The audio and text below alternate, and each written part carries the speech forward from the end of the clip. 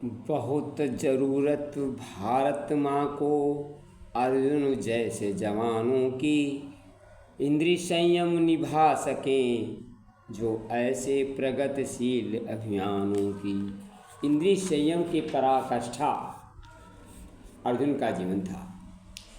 इंद्रिय संयम आध्यात्मिक जीवन का आधार है। शास्त्रों में इंद्रिय संयम की भोर भोर प्रशंसा की गई है। संयम न सिर्फ आध्यात्मिक जीवन वरन भौतिक जीवन सफलता का स्रोत है। अपने प्रिय सखा और शिष्य अर्जुन को श्री कृष्ण ने प्रारंभ से ही इंद्रिय संयम रखने का उपदेश दिया था। भगवान श्री कृष्ण ने अर्जुन के समक्ष इंद्रिय संयम की आवश्यकता प्रकाशित करते कह रहे हैं, हे अर्जुन, तू पहले इंद्रियों को वश में करके इस ज्ञान और विज्ञान का नाश करने वाले महापापी को अवश्य ही बलपूर्वक मार डाल। अर्जुन महाभारत के मुख्य पात्रों में एक थे।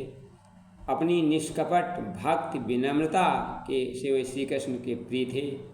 श्री कृष्ण के समान ही उनका वर्ण श्यामल था। उनके कमल नेत्र आजान बाहु थे। पांडु की ज्येष्ठ पत्नी वासुदेव कृष्ण की बुआ कुंती अर्जुन की माता थी। कुंती का नाम प्रथा था, इसलिए अर्जुन का नाम पार्थ कहलाए। बाएं हाथ से धनुष चलाने के कारण वे साव्य साची तथा उत्तरी प्रदेशों को जीतकर अतुल संपत्ति प्राप्त करने के कारण धनंजय के नाम प्रसिद्ध हुए।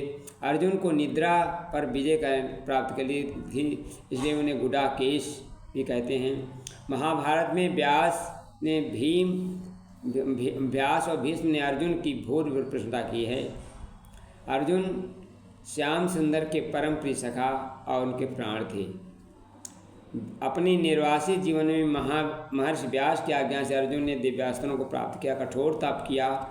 प्रचंड तप से भगवान भोलेनाथ को प्रसन्न करके पाशुपत अस्त्र प्राप्त किया। देवराज इंद्र का सारथी मातल उन्हें रथ लेकर बुलाने आया। देवताओं के द्रोही असुरों को परास्त किया। एक दिन अर्जुन इंद्र की सभा में बैठे थे। उस सभा में उर्वशी, रंभा आदि अप्सराएं नृत्य कर रही रहीं। उर्वशी की दृष्टि अर्जुन पर टिकी। अर्जुन के इंद्रिय संयम परीक्षा लेने के लिए चित्रसेन ने गंधर्व के द्वारा उर्वशी को रात में अर्जुन के शयन कक्ष में भेजा। उर्वशी अर्जुन के मनमोहक सौंदर्य से मोहित थी। अर्जुन उसे अपने कमरे देखकर अपने विषम खड़े हुए, बोले, माते, आपने यहाँ आने का क्यों कष्ट किया? यहाँ आपने आदेश भिजवा दिया होता तो मैं स्वयं आपके यहाँ मिलने आया था। उर्वशी कामनी बनकर आई थी। उर्वशी ने अपनी कामना की पूर्ति के लिए अनेक दलीलें दी, लेकिन अर्जुन सचमुच साधना और तप अग्नि से उतरकर कामना की वासना की भस्मोत कर दिया था।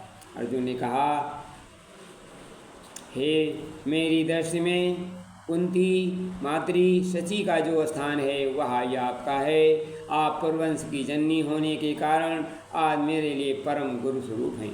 हे वर्णिनी, मैं आपके चरणों में मस्तक रखकर आपकी शरण में आया हूँ। आप लौट जाएं। मेरी दृष्टि आप माता के समान है, पूजनीय मैं आपका पुत्र हूँ। जिस उर्वशी को कामुक कटाक्ष के आगे बड़ी बड़ी धर्म धुरंधर ध्वस्त हो जाते थे, आज वही उर्वशी अर्जुन के समक्ष वासना की पोत रो रही थी, गड़गड़ा रही थी, भीख मांग रही थी। अंत में अर्जुन विचलित नहीं हुए, अभिकारी रहे और उर्वशी अपनी कामना पोत में विफल रही और उसने क्रोधित होकर अर्जुन को शाप देते रखे। एक वर्ष तो नपुंसक का शाप दे दिया। उर्वशी शाप का शापित होना स्वीकार किया। कहते हैं जो धर्म की रक्षा करता है धर्म भी उसकी रक्षा करता है। ऐसा जैसे कहा गया, धर्मो रक्षति रक्षिता। अर्जुन के लिए ऐसा हुआ। अर्जुन के शाप का वरदान बन गया। इंद्र ने जब सुना तो उन्होंने कहा, हे पुत्र, तुम जैसा पुत्र पाकर कुंती धन्य हो गई है। वनवास और उसी का शाप तुम्हारे लिए वरदान होगा। वनवास के 13वें वर्ष में अज्ञातवास करना पड़ा, उस समय वह तुम्हारे लिए सहायक होगा। अज्ञातवास के समय अर्जुन ने विराट महल में नर्तक वेश में विराट की राजकुमारी को संगीत और नृत्य की विद्या दी, शिक्षा दी और तत्पश्चात वे शाप मुक्त हो गए। इस तरह अर्जुन का जीवन इंद्रिय संयम पराकाष्ठा से भरपूर है। हमें सज्जनशील युवा भारत को द्रुत गति से बढ़ते जाएं, जब तक मिले न लक्ष्य सुनिश्चित सम तब तक सम करते जाएं। नए सृजन हित बहुत जरूरी साधक प्रतिभावानों की जिम्मेदारी निभा सकें जो प्रगतिशील अभियानों की। बहुत ज़रूरत भारत माँ को ऐसे वीर जवान जिसमें हो बल वीर पराक्रम अनुशासित मर्यादित हो। अगुवाई को आगे लाएं नियमित ही संचालित हो। सृजनशील अभियान चलाएं ऐसे निष्ठावानों की जिम्मेदारी निभा सकें जो प्रगतिशील अभियानों की।